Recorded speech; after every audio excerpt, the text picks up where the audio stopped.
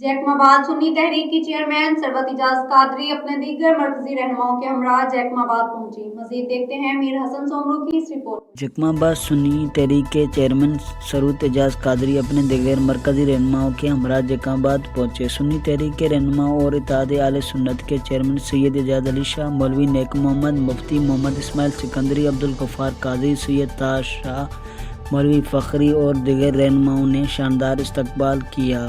सुन्नी तहरीक के चेयरमैन सरवत इजाज कादरी शहर के ताजिर बरादरी से मुलाकात भी की। जैकमाबाद सुन्नी तहरीक के चेयरमैन सरवत इजाज कादरी अपने दीगर मरकजी रहनुमाओं के साथ दरगाह सैयद अब्दुल नबी शाह पे प्रेस कॉन्फ्रेंस भी की। सुन्नी तहरीक के चेयरमैन सरवत इजाज कादरी का कहना था कि अदल व ईमान और तालीमी के मंशूर के तहत सुन्नी तहरीक मैदान में अमल पैरा है। जैकमाबाद पाक अफवाज दुनिया की ताकत और अफवाज में शुमार होता है।